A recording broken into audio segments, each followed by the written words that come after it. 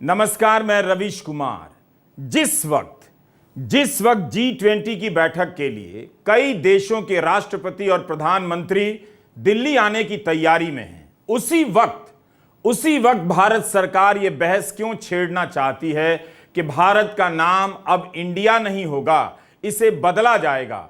क्या सरकार को यह अंदाजा हो गया है कि G20 की बैठक से कुछ भी नहीं निकलने वाला है, इसलिए बैठक के पहले ही भारत की जनता का ध्यान दूसरे मुद्दों में उलझा दिया जाए। आज कई जगहों पर यह खबर चलने लगी कि संसद के विशेष सत्र में संविधान के पन्नों से इंडिया हटा दिया जाएगा, अब केवल भारत रहेगा। जबकि आर्टिकल 1 में लिखा है कि India that is Bharat shall be a union of states. Hindi में लिखा है कि भारत अर्थात इंडिया राज्यों का संघ होगा। क्या यह इतना बड़ा मसला है या धब्बा है कि इंडिया मिटा दिया जाएगा, वो भी तब जब कम से कम दिल्ली को मेहमानों के स्वागत के लिए तैयार रहने को कहा जा रहा है, घंटों जाम में रहने को कहा जा रहा है। आखिर सरकार चाहती क्या है? यह वक्त था कि सरकार विपक्ष को साध लेती ताकि मेहमानों के सामने राजनीतिक एकता का प्रदर्शन किया जा सके। लेकिन जिस तरह शी जिनपिंग नहीं आकर भारत को चिढ़ा रहे हैं, देश के भीतर विपक्ष को भी चिढ़ाया जा रहा है। इस वक्त सरकार विपक्ष के गठबंधन के नए नाम को निपटाने में लगी है। आप हिंदी में सोचिए, सरलता से सोचिए, संविधान के पन्ने से इंडिया हटा देंगे तो क्या गठबंधन का नाम भी हटाना पड़ेगा? वो गैर कानूनी हो जाएगा क्या? तब फिर यह सब ऐन मौके पर क्यों फैलाया जा रहा है जब G20 की बैठक होने वाली है? क्या इसलिए कि शी जिनपिंग के नहीं आने की चर्चा ना हो, G20 की चुनौतियों और नाकामियों की चर्चा ना हो? आज खबरें चलने लगी कि सरकार संशोधन करने जा रही है, अब इंडिया हटा दिया जाएगा। आए दिन विशेष सत्र को लेकर तरह तरह की खबरें चलाई जा रही हैं। G20 से ज्यादा इसी की खबरें चल रही हैं। 5 सितंबर की दोपहर सूत्रों के हवाले से खबर चलने लगी कि इंडिया का नाम भारत बदलने को लेकर सरकार द्वारा संसद के विशेष सत्र में प्रस्ताव लाया जा सकता है। मॉनसून सत्र में भी भाजपा सांसदों ने मांग की थी कि इंडिया शब्द को संविधान से हटा दिया जाए, क्योंकि यह गुलामी का प्रतीक है। असम के मुख्यमंत्री हेमंत बिस्वा शर्मा ने लिखा है कि रिपब्लिक ऑफ भारत, हम गौरवान्वित और खुश हैं कि हमारी सभ्यता अमृत काल की ओर बुलंदी से जा रही है।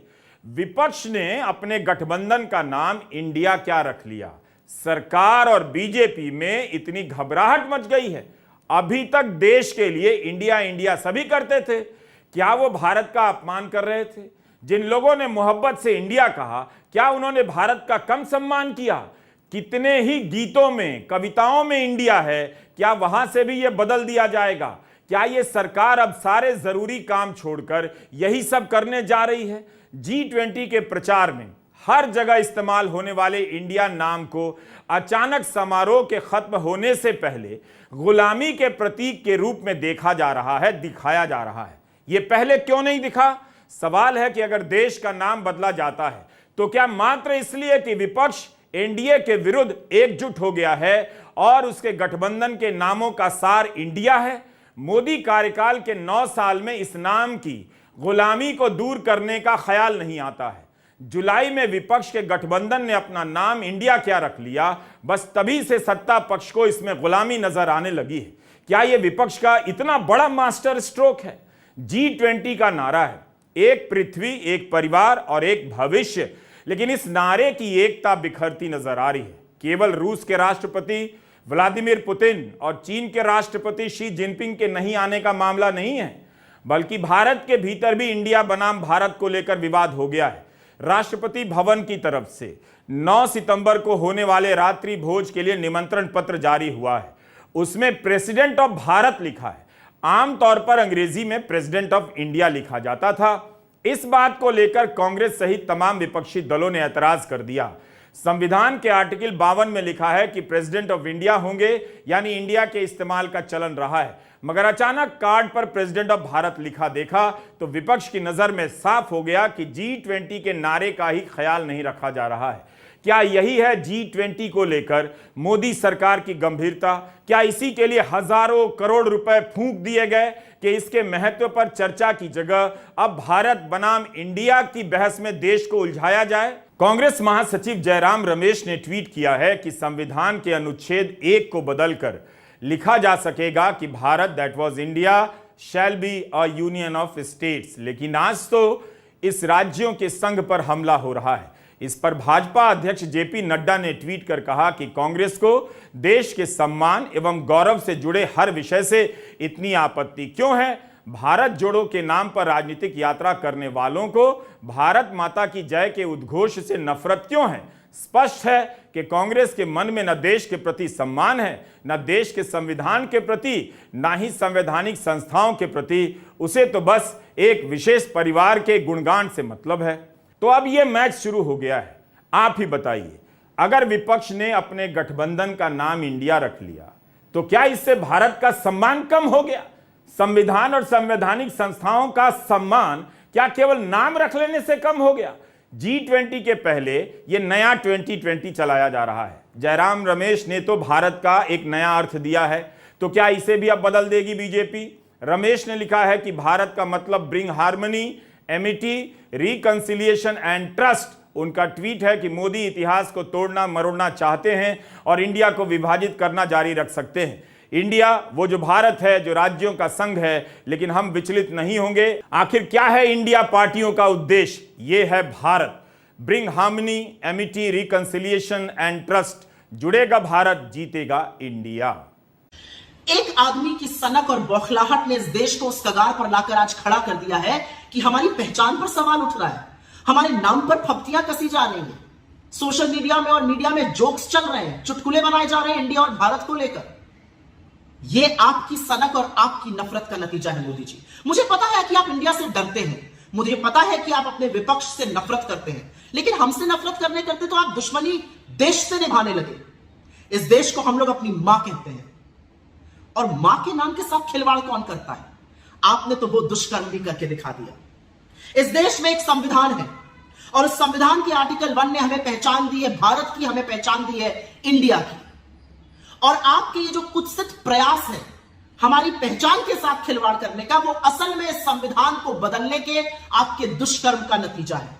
आप चाहते हैं कि आप बाबा साहेब का बनाया हुआ ये संविधान बदल दीजिए। ये शगुफा इसलिए छोड़ा गया जिससे आपके भक्त और आपका चरण चुंबक मीडिया इसी पर डिबेट करता रहे।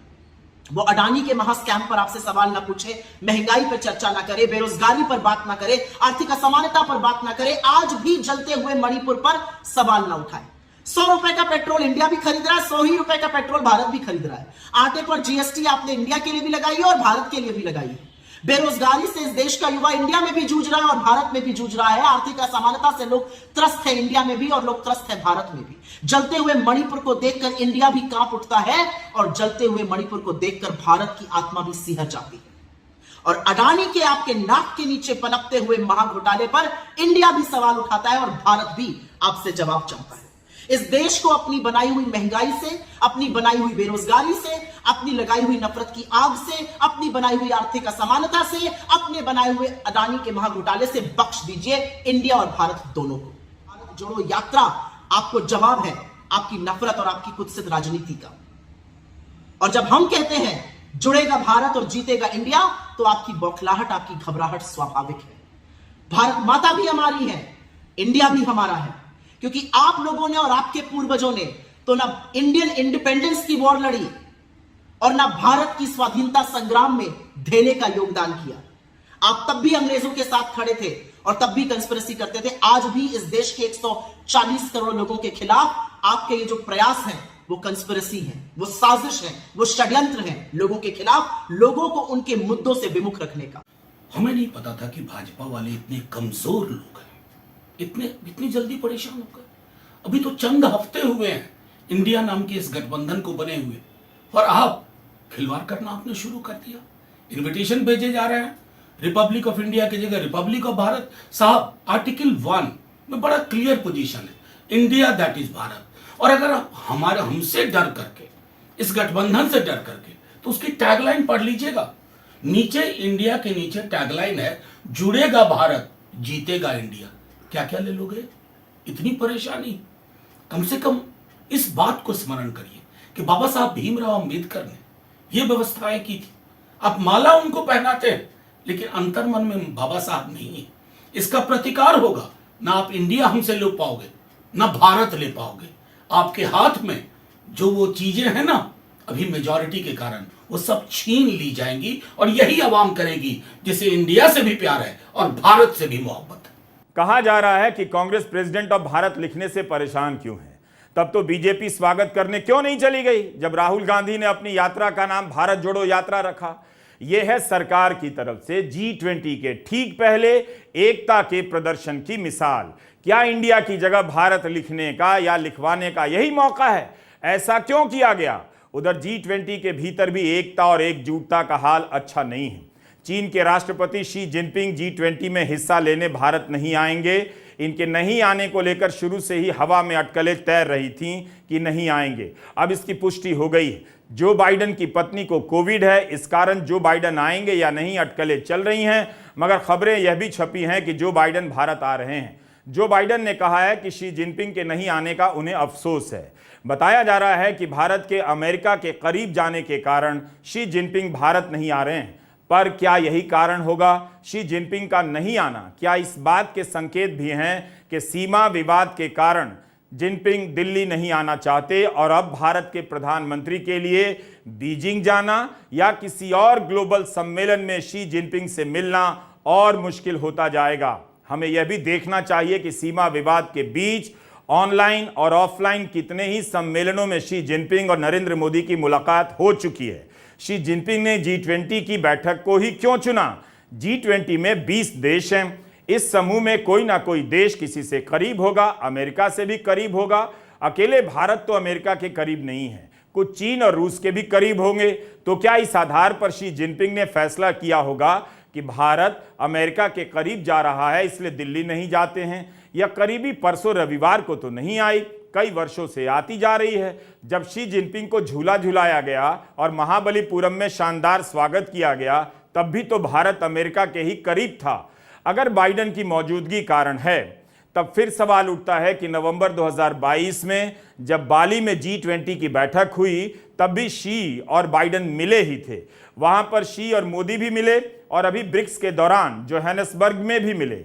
क्या कोई और कारण है जिस पर अमेरिका के बहाने पर्दा डाला जा रहा है? चीन और अमेरिका के बीच विवाद और तनाव अलग ही स्तर का है, उनके आपस का है, लेकिन इसके बीच अमेरिका भी चीन से संवाद करता रहता है और रिश्ते सुधारने की कोशिश में लगा रहता है। इसी साल जून में अमेरिका के विदेश मंत्री एंटनी जे ब्लिंकन बीजिंग गए। 2019 के बाद अमेरिका की तरफ से पहली बार इतने वरिष्ठ लेवल का अधिकारी बीजिंग गया। उस समय पूर्व राष्ट्रपति ट्रंप के समय चीन को लेकर व्यापार युद्ध जोरों पर था। अमेरिका तरह तरह के प्रतिबंधों की घोषणा कर रहा था। ब्लिंकन के बाद पूर्वी एशियाई और प्रशांत महासागर मामलों के असिस्टेंट सेक्रेटरी डेनियल क्रिटेनब्रिंक भी चीन गए। उनके साथ और भी कई उच्च स्तरीय अधिकारी गए। जुलाई महीने में ट्रेजरी सेक्रेटरी जैनेट येलेन और जलवायु परिवर्तन पर राष्ट्रपति के दूत जॉन केरी भी बीजिंग गए। और अभी पिछले सप्ताह अमेरिका की व्यापार सचिव जीना रेमोंदा ने चीन के अधिकारियों से मुलाकात की है। जीना रेमोंदा का एक बयान है कि व्यापार को लेकर हमारी चीन से घोर प्रतिस्पर्धा है, हम इसे मैनेज करना चाहते हैं, टकराव किसी के हित में नहीं है। संवाद की कमी से दोनों देशों के बीच तनाव बढ़ जाता है। अमेरिका में भी खबरें चल रही हैं कि नवंबर के महीने में सैन फ्रांसिस्को में 21 देशों के Asia Pacific economic cooperation APEC की बैठक होने वाली है। इसमें शी जिनपिंग के नहीं आने की चर्चा शुरू हो गई है। इसे लेकर चीन अभी से शर्तें थोप रहा है। हालांकि अमेरिका को उम्मीद है कि शी जिनपिंग आएंगे और वहां के अखबारों में छपा है कि अमेरिकी अधिकारियों का चीन जाने के पीछे एक मकसद यह भी है कि शी जिनपिंग इन कार्यक्रमों में हिस्सा लें। ऐसे में G20 में शी जिनपिंग का नहीं आना अमेरिका के लिए एक झटका लगता है। नवंबर 2020 में जब बाली में G20 का सम्मेलन हुआ, तब उस बैठक की एक बड़ी हाईलाइट यह भी रही कि राष्ट्रपति बनने के बाद पहली बार जो बाइडन और शी जिनपिंग के बीच बातचीत हुई। इस एक साल के दौरान चीन और अमेरिका के बीच इतना क्या खराब हुआ है कि शी जिनपिंग बाइडन के कारण भारत नहीं आ रहे हैं।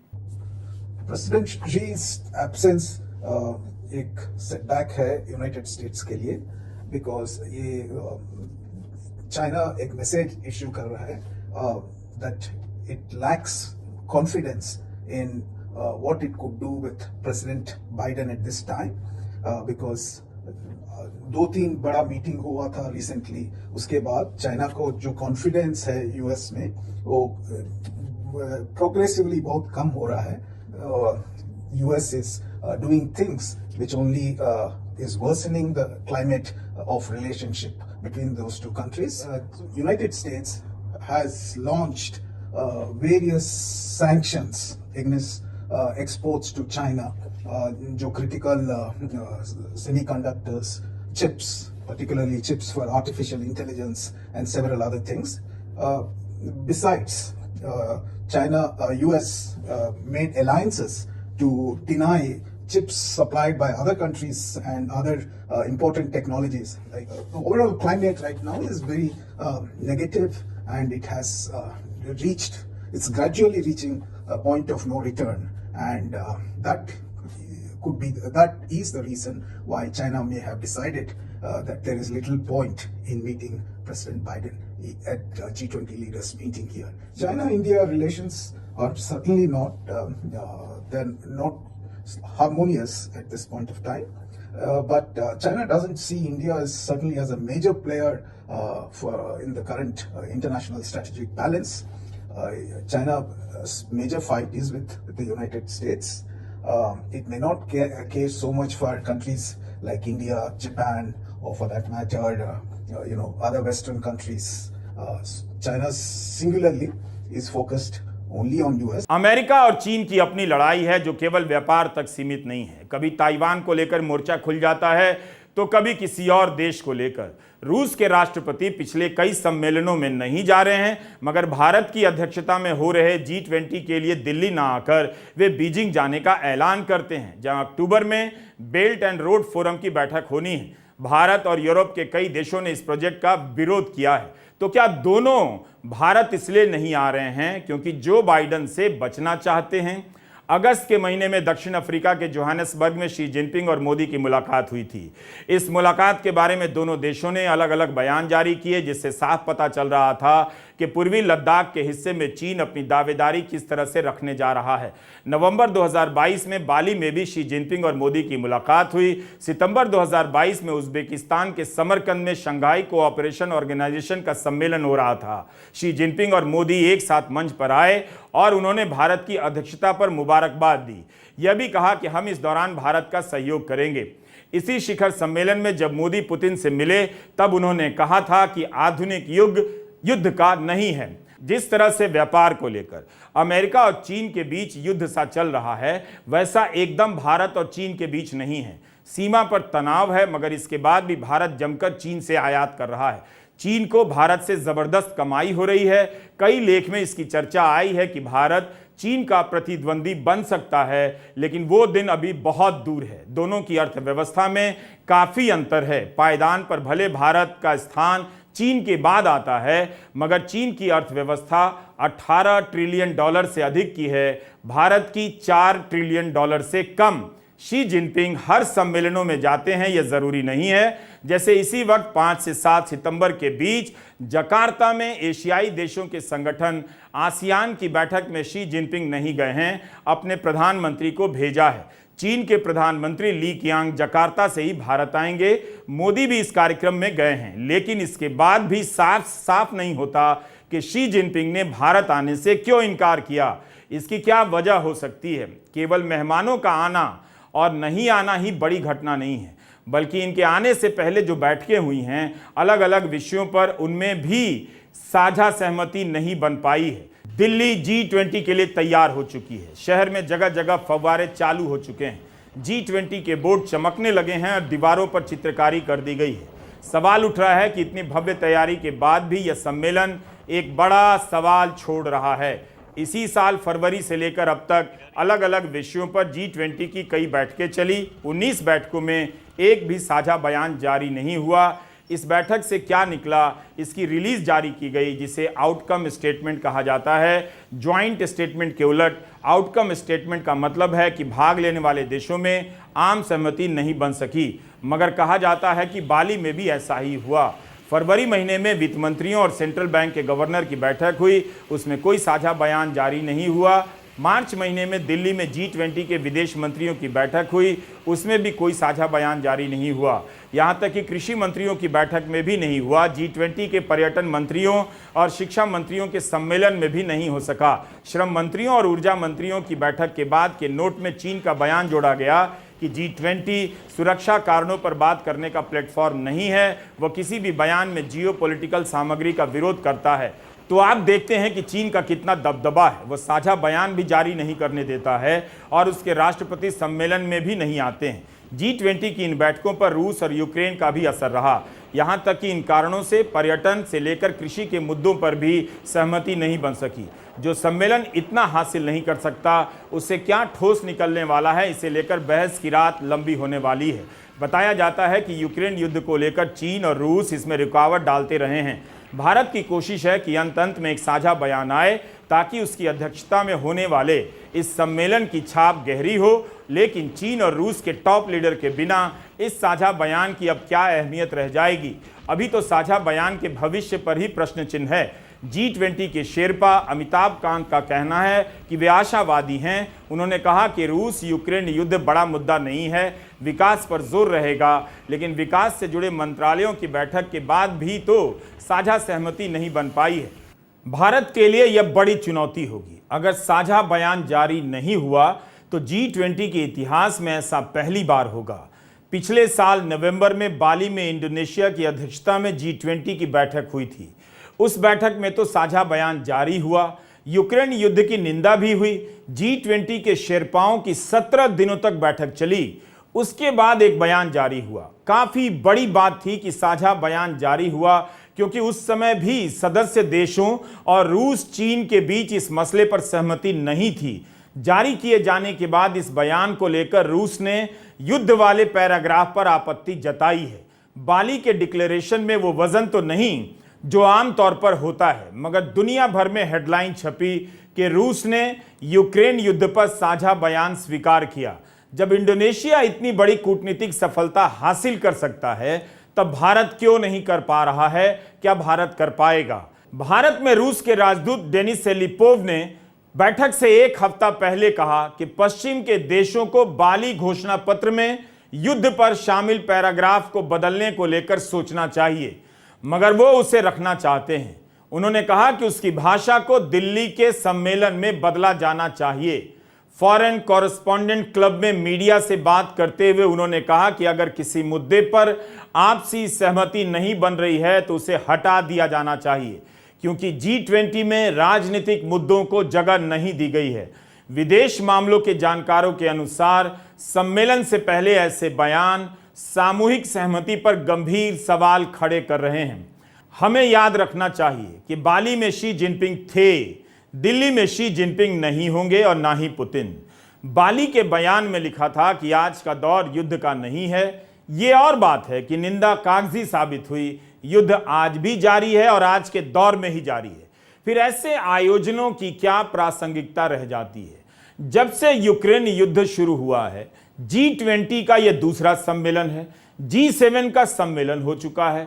इन बड़े नेताओं ने जितनी डींगे हाँक ली हों, फोटोएं खिंचवा ली हों, मगर सच्चाई यही है कि इनसे युद्ध नहीं रुका और इनके रिकॉर्ड बताते हैं कि आगे भी नहीं रुकने वाला। प्रतिबंधों से भी कुछ नहीं हुआ।